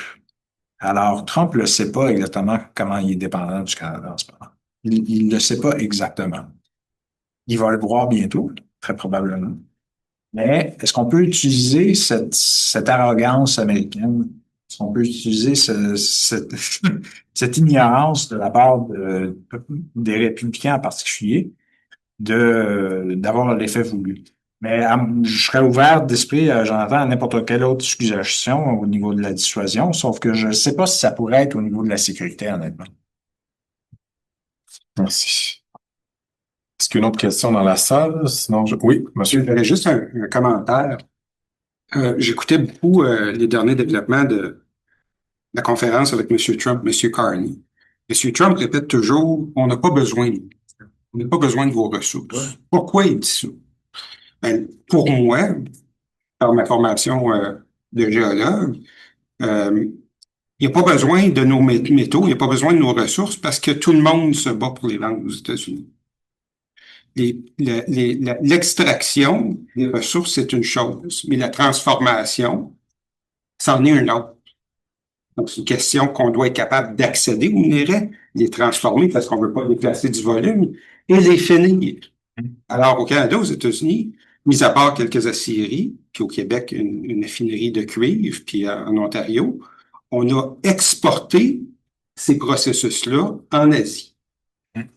Donc, pour les États-Unis, quand j'écoute M. Trump, lui, ce qu'il veut, c'est qu'il ne veut pas de barrière à l'entrée pour l'économie américaine dans les autres pays. Il dit, vous, si vous voulez rentrer chez nous, on va vous mettre des barrières. Donc, je suis pas sûr que la question des ressources soit nécessairement un bon vecteur parce qu'on compétitionne avec le monde. Puis, quand je regarde le deal qui a été fait avec l'Ukraine, ben, ça touche exactement à ça. Là, on va voir si les États-Unis vont honorer leur engagement qu'on connaît pas. Je n'ai pas vu de texte là-dessus. Mais en considérant que la Russie est juste à côté, est-ce que c'est vraiment l'intention des Américains de défendre l'Ukraine? Fait que la question que je me pose, est-ce que le Canada n'est pas l'Ukraine nord-américaine? Les Russes ne voulaient pas que l'OTAN se propage en Ukraine. Ben, les Américains n'auront pas d'intérêt à ce que d'autres pays développent les ressources canadiennes. Puis vous parlez de sous-marins nucléaires, je suis pas sûr que les Américains aimeraient avoir que le Canada ait des sous-marins d'attaque, des sous-marins de livreurs de missiles dans les ports d'Halifax et Vancouver.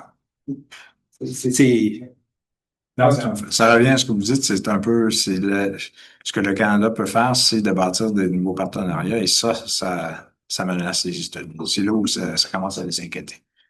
Donc, pour les militaires américains, par exemple, eux, ils seraient très inquiets si soudainement le Canada se dote de sous-marins nucléaires. Ça serait très inquiétant pour Français. absolument. Donc, mais il faut également faire attention parce que c'est une chose que j'ai appris en matière d'acquisition, c'est que les Européens n'ont pas confiance au Canada. Ils nous connaissent très bien. Ils viennent. Le Canada est très enthousiaste. Il veut nous vendre quoi que ce soit. Et là, nous, on abandonne l'idée très rapidement. Donc, il faudrait... une chose qu'on peut faire, c'est d'être sérieux avec nos autres partenaires.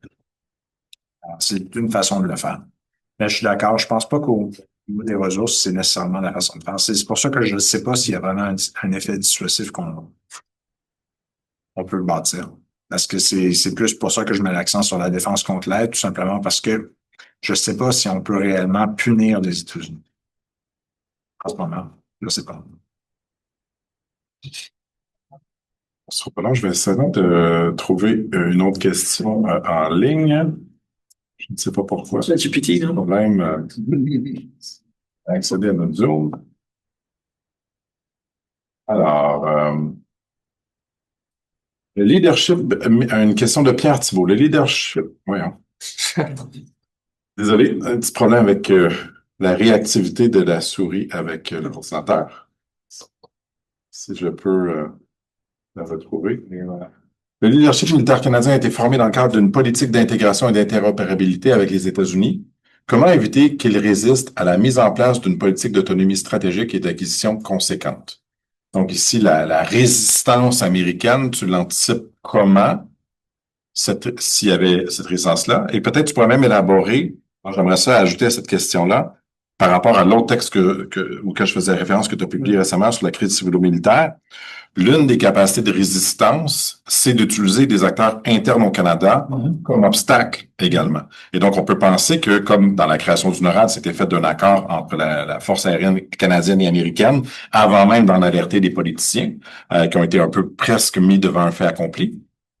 Est-ce qu'il n'y aurait pas, dans les capacités de résistance américaines, l'utilisation du leadership militaire canadien, du leadership politique albertain, l'utilisation de d'autres acteurs politiques internes au Canada pour résister justement à la proposition que tu mets de l'avant? C'est-à-dire, est-ce que les hauts gradés vont résister? Absolument. Ouais, ça, c'est clair. Puis c'est pas seulement les militaires, hein, c'est les civils aussi. Il y a une conférence récemment, la semaine passée, sur les relations civilo-militaires. Et un ancien sous-ministre de la Défense était exactement du même avis que tous les hauts gradés militaires. C'est-à-dire que Trump, c'est un problème temporaire, qu'il faut vivre avec, puis il faut juste être patient, puis tout va se rétablir. Puis encore une fois, comme je le dis un peu dans le texte, ils ont peut-être pas tort, honnêtement. Ça se peut que oui, effectivement, Trump disparaît, puis il y a un démocrate qui rentre au pouvoir et qui tente de rétablir et les relations, qui tente de rassurer tout le monde, les alliés, que non, c'est temporaire. Mais moi, je reviens toujours au point sous-jacent, c'est-à-dire, oui, mais ce qu'on vit maintenant, là, c'est vraiment... Si on ne prend pas l'occasion de reconnaître la faiblesse des États-Unis et du système américain maintenant, ça sera de notre faute, là. Ça sera absolument de notre faute si on n'est pas en mesure de regarder ce qui se passe et de se dire, est-ce qu'on veut vraiment être tellement vulnérable et rattaché à une puissance, une grande puissance comme celle-ci, qui peut si facilement se tourner et qui a aucune capacité au sein de l'État pour résister? On devrait, au moins, j'espère pour nous, notre propre savoir-faire, de reconnaître que oui, je sais que on espère tous, d'accord, que le monde va retourner à l'ère de Obama. C'est ce qu'on veut. Je comprends. Mais je crois pas je ne crois pas que c'est l'avenir. Je crois que ce qu'on voit, surtout au sein du Parti républicain, ça devrait vraiment nous inquiéter. Et de reconnaître que leur volonté envers la démocratie américaine est faible et que la démocratie libérale aux États-Unis probablement va vivre une époque très difficile. Et c'est pas pour dire qu'on peut pas rétablir le pont à long terme. Mais à court terme, je crois qu'il faut absolument commencer à se protéger. Mais bon, tout cela dit, oui, absolument, j'ai aucun doute que les hauts gradés militaires et la communauté de renseignement ici au Canada va tout faire pour résister. Et va avoir toutes les techniques nécessaires pour ralentir les processus, pour remettre en question et de se doter de plein d'alliés dans les think tanks, dans le secteur privé et d'autres, pour militer contre les politiques du gouvernement Carney, de nous dire que ça vaut pas le prix, que c'est trop cher, c'est trop difficile, on peut pas le faire. Et oui, à moins que le premier ministre a vraiment une volonté de faire, c'est très probablement qu'on va suivre cette voie-là qui est beaucoup plus facile, plus confortable et, encore une fois, moins coûteuse. Et c'est un peu notre sort, malheureusement. Tu reviens à ce que tu te dis. Le Canada n'a jamais vraiment eu de politique étrangère et de défense indépendante. On l'a jamais fait. Et c'est ça le défi. Le défi qu'on a devant nous, est-ce qu'on est en mesure de le faire si on l'a jamais fait? Moi, je préciserais. Il y a déjà eu une politique étrangère du Canada indépendante des États-Unis, qui en était une colonie britannique, et qui a intégré un autre protecteur. Et donc, quand je donnais l'exemple de la Deuxième Guerre mondiale, 2 ans de combattre sans les États-Unis, et de réarmer le Canada comme jamais, c'était fait parce que c'était face à un autre empire qui assurait notre protection, et dans l'esprit de vouloir aider cet empire-là. Je pense que la solution elle est dans ce que tu as dit aussi. On a souvent critiqué la centralisation du pouvoir au Canada dans le bureau du premier ministre. Mais dans un contexte où s'il y avait une crise civilo-militaire ou une résistance bureaucratique, le pouvoir et la concentration du pouvoir dans les mains d'un bureau du premier ministre qui souhaite imposer un revirement stratégique, une réorientation de la posture canadienne, serait un avantage, serait un atout. Tous les pouvoirs de la couronne que tu as si bien étudiés donnent énormément de levier au centre pour faire, pour casser de la potentielle résistance, mais il faudrait que cette volonté-là soit de faire. Je peux juste donner un exemple rapide, Oui. parce que je le dis souvent, mais c'est le cas. On pense souvent que le Canada doit se comparer à l'Australie. Et je le dis tout le temps, non, on n'est pas l'Australie, on est la Nouvelle-Zélande. D'accord? Et au début des années 2000, quand le gouvernement à Wellington voulait mettre fin à la capacité de chasseurs de la Nouvelle-Zélande, il y a eu les militaires ont tout fait, d'accord, pour combattre le gouvernement, pour les empêcher, quoi que ce soit. C'est même allé jusqu'au point où l'armée de la Nouvelle-Zélande a commencé à s'intégrer et s'ingérer dans la politique partisane avec le Parti travailliste. C'était quoi la solution en Nouvelle-Zélande? Ils ont tout simplement pris toute une génération d'eau gradée et les ont remplacés. Ça a envoyé le signal, oui, absolu. Si vous êtes incapable d'accepter notre politique, vous partez. C'est aussi simple que ça. Et écoute, si les eaux gradées militaires au Canada ne sont pas prêts à accepter qu'il y a un gouvernement qui veut pas nécessairement couper là, les relations avec les États-Unis, mais tout simplement se doter d'une capacité souveraine, mon Dieu, on n'est pas un vrai pays. Est-ce qu'on l'est ou on ne l'est pas? Parce que si François Blanchet a posé la question. si les militaires canadiens ne sont pas prêts à accepter les priorités d'un gouvernement, ben, dans ce cas-là, c'est déjà fini. On est réellement juste une nouvelle colonie. Jacques-Christophe. Oui. Super. Tu sais, j'adore le fait que tu sois pessimiste, parce que je pense qu'on a besoin de ça un peu. J'ai deux questions. La première question, c'est la question de... C'est facile. C'est difficile d'acheter de l'équipement et des plateformes. C'est encore plus difficile de recruter les gens pour le faire. Et lorsque les gens commencent à dire, bon, on va dépenser 2-3% de notre PIB, 3%, c'est 80 milliards par année. Même si on le faisait, même si on pouvait le faire, je vois pas le nombre de Canadiens dans les centres de recrutement qui nous permettrait d'augmenter notre force à 100 000 personnes ou à 120 000. Et donc, il y a comme cette perception-là que ça va être une longue traversée du désert avant qu'on en arrive à quelque chose de potable. Et je pense que parfois, en ce moment, on perd la conversation sur les gens, puis on met l'accent sur les plateformes, puis on achète des plateformes, c'est comme une partie de l'équation. Et ça c'est plus un commentaire, mais j'aimerais t'entendre là-dessus parce que les choses vont ensemble d'une certaine façon. L'avantage qu'on a au Canada, c'est que maintenant, quand tu es lieutenant-colonel over, c'est le gouvernement qui peut décider de te couper, et donc il y a comme une capacité très forte de l'exécutif de se débarrasser d'une tranche comme ça, sans passer à travers le commandement militaire, puis ça c'est bien. Ma question, c'est plutôt comment on fait pour dépenser cet argent-là? Moi, ma grande crainte, c'est que on a, dans le passé, on a vu que malgré les dépenses militaires qu'on augmente, en fait, la capacité de dépense se fait pas parce que l'appareil bureaucratique, parce que le gouvernement en soi est pas capable de dépenser l'argent. Et donc, on se retrouve un peu à théoriquement mettre de l'argent dans le budget de la défense, mais en pratique, les capacités sont pas là parce qu'on les a pas dépensées, en fait.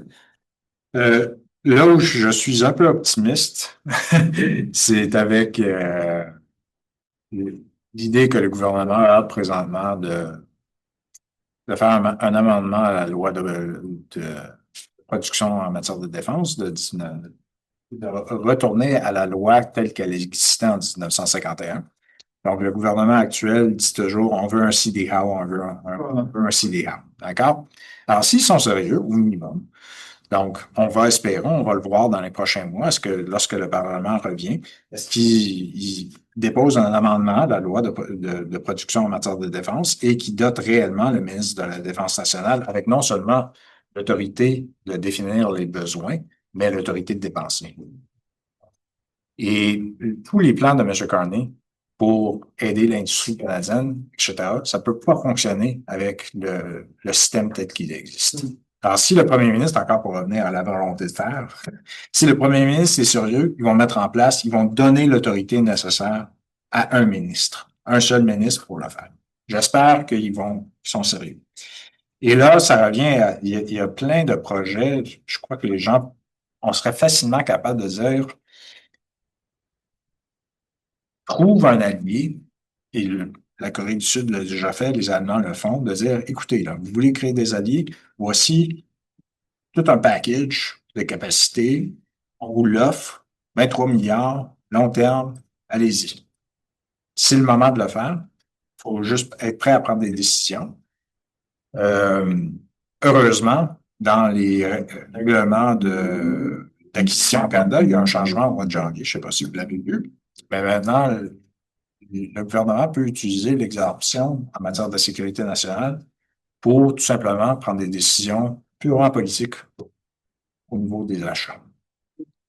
Alors maintenant, le gouvernement a une autorité, tout simplement faire un deal avec un partenaire et de dépenser. Alors j'espère, sincèrement, qu'avec cette autorité et peut-être avec un seul ministre, qu'on pourra trouver un partenaire ou plusieurs partenaires et tout simplement de prendre des décisions rapides. On l'a déjà fait.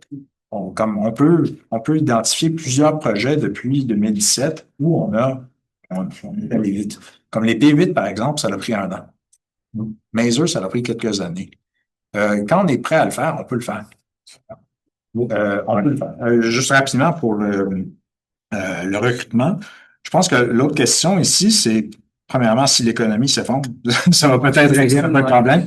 Et je me demande si au niveau de le Defense Against Hope, la défense contre l'aide, il ne faut pas nécessairement que ce soit purement civil. Vous l'avez mentionné à plusieurs reprises, la défense totale. Il faudrait peut-être trouver une façon de comment est-ce qu'on bâtit une force pour les feux de forêt et à l'échelle fédérale, parce qu'on sait qu'à l'échelle des provinces, c'est pas possible. Et les Forces armées canadiennes, c'est très cher d'utiliser des militaires pour faire des rôles, d'accord, qui sont essentiellement civils. Donc, est-ce qu'on pourrait se doter d'une nouvelle force nationale, des jeunes qui seraient prêts à travailler pendant 1 an ou 2, de se faire former? Parce que moi, je le vois là, avec mes étudiants, ils ne peuvent plus trouver de job déjà là, à la maîtrise, comme ça va mal. De créer, comme on le voit dans les pays scandinaves, d'une approche nationale envers le service national, de trouver d'autres façons d'entraîner les gens et de s'assurer qu'ils sont en mesure de répondre à des crises. Alors ça, c'est une autre possibilité. Mais je suis d'accord avec toi, c'est un problème. Mais je ne sais pas si la solution, c'est uniquement militaire. Il y a également plein de rôles au sein des Forces armées qu'on pourrait dire, pourquoi est-ce qu'on a des uniformes qui font ça? Ça c'est l'autre solution.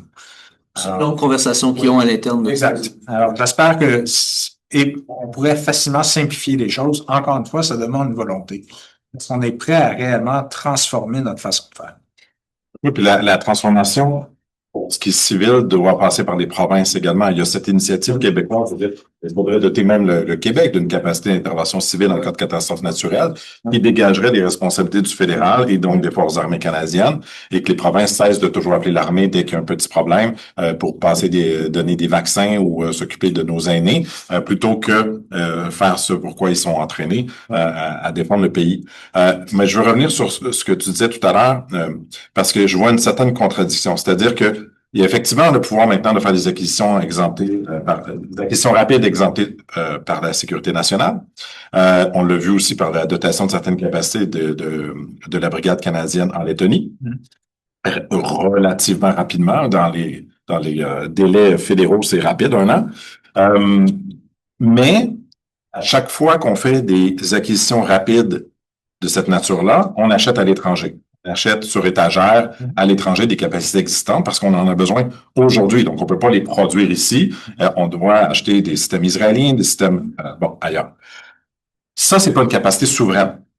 Et je veux revenir à cet élément-là, c'est-à-dire que c'est nécessaire parce que les carences de capacitaires des Forces armées canadiennes aujourd'hui sont telles et les urgences sont tellement importantes qu'on n'a pas le choix de faire des acquisitions sur étagère, je sais pas comment on dit, off the shelf, clairement en français. C'est nécessaire. Mais à ceci doit arriver une politique une stratégie industrielle de défense canadienne pour créer une base industrielle et technologique canadienne indépendante, souveraine, pour justifier aux Canadiens que oui, on va peut-être mettre 25 milliards dans l'économie sud-coréenne parce qu'on a vraiment des gros besoins, mais qu'à terme, ça, avec le partenariat qu'on peut développer avec la Corée du Sud, avec la France ou d'autres pays, la Suède, ben on va aussi créer des capacités de production nationales pour soutenir ces acquisitions-là dans le temps parce qu'on peut acheter quelque chose, mais ensuite, on l'utilise pendant 40 ans, puis on doit former, faire des améliorations, des mises à jour, des technologies, etc. Et là, on peut inclure l'industrie canadienne et vendre ça aux Canadiens en disant, c'est peut-être 40 milliards, mais là-dessus, on va créer un pôle économique et stratégique au pays qui vont créer justement les bons emplois comme Pierre Poilievre voulait faire créer dans la banlieue de Toronto, qui lui a donné énormément de sièges. Je pense qu'il faut lier donc, ces exemptions d'urgence achetées sur étagère à une stratégie de développer cette capacité-là indigène au Canada. Oui, écoute, dans certains cas, on n'a pas le choix. Il faut être réaliste en même temps. On ne construira pas un sous-marin conventionnel au Canada. On s'entend. Un char d'assaut? Probablement pas. Mais, pour revenir à la question de monsieur, il y a plein d'expertises qu'on pourrait développer au Canada. Comme dans les systèmes autonomes, il y a une connaissance, une très bonne connaissance qu'on pourrait bâtir. Tout ce qui est espace, je trouve ça un peu hallucinant qu'on n'a pas des satellites de communication canadiennes. Et même si on était pour travailler avec un partenaire européen pour le faire, on a déjà la connaissance, on a déjà l'expertise. Donc, on pourrait se doter davantage. Et pareillement, si on était pour vraiment faire un deal là, avec un autre État, à grande échelle, il faudrait également qu'il y ait des retombées économiques assez importantes pour le Canada en même temps. Donc, ça serait pas tout simplement de donner 50 milliards à la Russie. Ça serait de dire, bon, en même temps, vous devez investir, créer des industries ici au Canada ou des lignes de production ou quoi que ce soit. Donc, il y a ça aussi, c'est l'avantage un peu d'utiliser cet outil-là d'un partenariat au niveau politique stratégique, c'est que tu peux également dire, bon, oui, il n'y a pas de compétition, mais c'est un vrai partenariat politique là, et industriel en même temps. Et surtout avec les Européens, si eux, ils reconnaissent qu'ils manquent de capacité eux aussi, d'accord, surtout au niveau des munitions, ça, je dirais que c'est la chose qui nous manque vraiment, c'est ni le Canada, ni l'Europe seraient prêts à se battre. Pourquoi? Parce qu'on manquerait de munitions en nombre de 2-3 jours. C'est là où je ne sais pas si les Européens peuvent le faire eux. Je ne sais pas s'ils ont la capacité industrielle. Ça se peut que nous, on l'ait, parce que c'est pas qu'on avait même les États-Unis ont un problème avec la production de munitions. Exact. Alors, il y a certains endroits où j'espère sincèrement que nous, on a une connaissance, on a une capacité. Puis si l'effet des tarifs sur certaines industries est assez prononcé, ça se peut qu'on soit en mesure de réorienter certaines industries envers ça. Mais pour revenir encore une fois, il faut reconnaître, ça va demander énormément de dépenses et de sacrifices de la part de la population canadienne. Et ça, je ne sais pas si on est prêt. Ça, il faut l'avouer. Il est 14h03. Mais si vous voulez, je vous permettrai de poser une question rapide avec une réponse rapide. Monsieur Agacé, peut-être, je me demandais, est-ce qu'on ne se fait pas une peur inutile sur le plan du nouveau deal de libre-échange et stratégique avec les Américains? Je vous explique pourquoi, parce que c'est un intérêt réciproque. Si, par exemple, on arrêtait complètement la production automobile, les usines se vident, tout d'un coup, la Chine dit, je suis prêt à assembler, les toutes nouvelles automobiles hybrides, les toutes nouvelles automobiles électriques. Dans un an, on va les produire ici au Canada. Vous allez faire de l'argent avec nous. Et un peu comme ça, dans l'industrie, l'aluminium, l'acier va fonctionner avec nos automobiles. Et tout ça est interrelié. Et autant les Canadiens que les Américains sont pas intéressés. Le nouveau deal, il est intéressant non pas par les échanges qui permettent seulement, mais par les échanges qui interdit. C'est-à-dire, on veut pas avoir les Chinois. On va garder un peu d'automobile parce qu'on veut pas voir les Chinois s'installer dans nos usines. Ça n'a pas de sens de faire de l'argent comme ça n'a jamais été. Donc, le nouveau deal est important dans la mesure où il s'assure qu'on est une clientèle captive, mais qu'on s'entende, disons, à être captif, de faire du bon commerce, mais d'exclure toutes les autres. Oui, mais c'est ça, ça revient, c'est l'argument qui a été présenté à plusieurs reprises que ce que les États-Unis cherchent réellement, c'est vraiment une forteresse nord-américaine.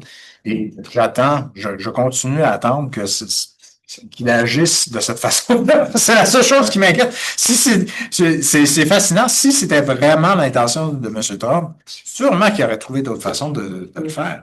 C'est ça que je comprends pas, là. On serait partant.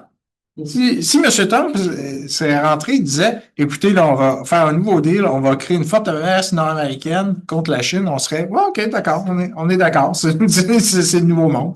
Mais puis il y a plusieurs analystes qui insistent encore que c'est réellement ce que les États-Unis recherchent. Mais comme vous l'avez vu, je ne sais pas si je sais que je prends un peu de temps, mais c'était dans les nouvelles la semaine passée que les Japonais sont allés à Washington pour faire un deal. Ils ont dit, bon, OK, qu'est-ce que vous voulez? Aucune idée. Je trouve qu'on est dans la même situation. Même si on allait à Washington, on disait, OK, comme Ford l'a fait, on est prêt, on veut une forteresse nord-américaine. On le sait maintenant, parce que il y aura, c'est aujourd'hui, s'il vous plaît, c'était annoncé qu'il y a un deal donc entre le Royaume-Uni et les États-Unis, notamment sur les questions d'acier. On n'a pas les détails, en tout cas à 14 heures, moi je les ai pas vus. Mais ce qu'on sait de cette deal-là, c'est qu'il y a pas une réduction des tarifs de 10% sur tout. Parce que dans la volonté américaine, souhaite, c'est gagner des revenus à travers les tarifs. Exact. Donc, le deal d'exemption n'est pas possible parce que si ce que les États-Unis souhaitent, c'est des tarifs, ben, il y aura nécessairement des tarifs. Si c'est ça le but. C'est pas un instrument pour obtenir quelque chose en échange. C'est le but en lui-même. Exact. Et donc, Le UK n'a pas de déficit commercial avec ça. voilà. Alors, il faut. Longtemps? Va durer longtemps. Ça va durer longtemps, exactement. Alors, s'il vous plaît, joignez-vous à moi pour remercier Philippe pour cette présentation. Et à un prochain événement du réseau d'analyse stratégique. Merci. Au revoir.